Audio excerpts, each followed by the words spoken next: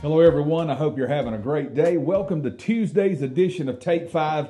We are breaking down the subject that I preached on Sunday, simply entitled Friends. Proverbs 18:24 says, "A man that has friends must himself be friendly, and there is a friend that sticks closer than a brother." Yesterday, we learned, and I'm not going to spend time and go back into it, but we learned that from the original Hebrew, that verse actually means something a little different. It actually means a man who considers every companion in his life to a friend, as a friend, may come to ruin. But there is a friend that sticks closer than a brother.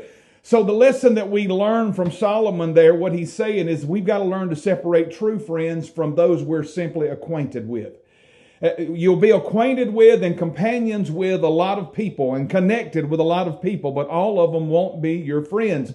And having mere companions in life isn't enough. To make it through life, we need close, heart-to-heart, inner circle friends. And Solomon says in the last part of that verse that there is a bond in that is stronger than the tie of any blood relationship. Now, in society today, the growing trend with social media is to consider that the more followers or friends that a person has, that means they're more likable, they're more important, they're more talented, and they're more friendly. Now, I'm not against social media. Please don't get me wrong. Some of you may actually be watching this on Facebook. I'm not sure. I'm not against that, but because it does bring connection to a lot of people, and people need to be connected. And we learned that during COVID. However, you don't need to be connected to everyone because some connections are not good for you. And connections end up only being a place where acquaintances come in contact. And that does not validate as true, genuine biblical friendship.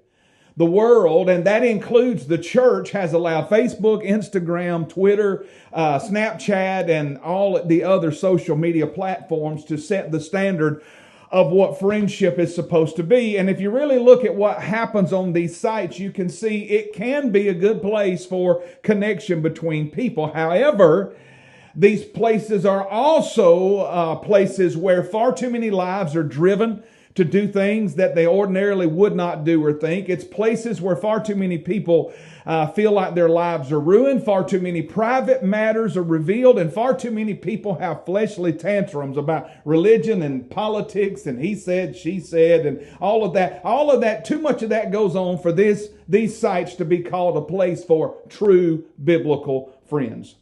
Now, if you do a little research, you'll find that Facebook is still, out of all of the social media sites, it's still the most popular social media site on the internet.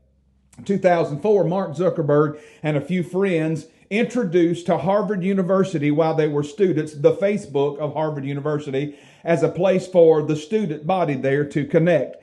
It was so successful that in 2006, he released it to the public. And then 10 years later, in 2016, it had 400 million users. In 10 years, it had 400 million users. Well, you would think that's something, but that was just the beginning. That was just the tip of the iceberg, because 9 years later, in 2025, there are 3.1 billion with a B people who want to connect with others on Facebook. So the first 10 years, it grew to 400 million, and the next 9, it grew by 2.7 billion for a total of 3.1 billion people. That's the equivalent of the population of the continents of Africa, Europe, and North and South America combined. That is a lot of friends. Facebook is this ginormous place where people can share their lives and talk with other people and post articles and of things that they'd like to see. And most of this sharing is done between what social media calls friends.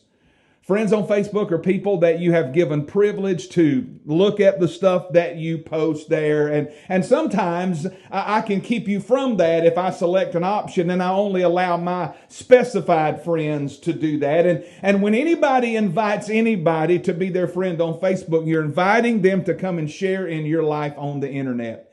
It's just a digital connection. It is not a divine connection like friendship is supposed to be. It is only a digital connection. The average Facebook user has about 338 friends. Most folks can't even name 338 people. But there are many on the internet that have thousands. As of this past weekend, I know I personally have 940 friends on Facebook. But the odd thing about it is they're not all what I would call biblical friends. I hope any of them don't block me because of this. but they're just not biblical friends. Many of them are people I respect, people I like, maybe even people I'd like to get to know. Some are missionaries. A lot of them are missionaries and other ministry leaders. And some of them are people who have seen something that I said or something that I did and they like that. But very few of them are what I would call biblical friends. The fact is most of them, probably 90% of them, don't really know me. They don't know the details of my life. They don't know the things that I struggle with. And they might not even like me if they were to ever be around me very long. On Facebook, they're my friends. But for the most part, they're just passing acquaintances. They're very nice people, but they're really not my friends. And that happens in real life too. We have a lot of people in real life that we quote unquote call them our friends, but really they aren't our friends. They're just acquaintances. We may know them and be slightly familiar with them. We may even go to church or to school or to work with them. They're acquaintances, but they're really not true biblical friends.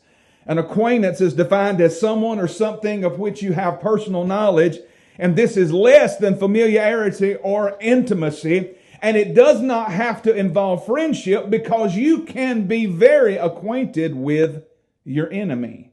Friend, on the other hand, is defined as one who cherishes kind regard for another person. It's an intimate and trustworthy and loyal companion, an associate, or a partner. Friendship is understood as a covenant, an agreement, an alliance, or a solemn pledge between two parties. This definition is why you cannot call everyone your friend, because everyone you do not have that type of relationship with. Social media must not and cannot be the final authority on what true friendship actually is. If you've been involved with it for a while, you'll find out that they've got this function called unfriend, unfollow, and block. And that usually happens when someone decides they don't want to be friends with you anymore. How do you do that from a biblical standard if you've truly committed yourself to someone? And so you'll find this unfriend and unfollow and unblock. People will do that to one another because of their opinion or their political or religious views or something you've done or said in public. And I'm not saying this is necessarily a bad function, because sometimes there are people in your life that you need to unfriend, you need to unfollow, you need to unblock.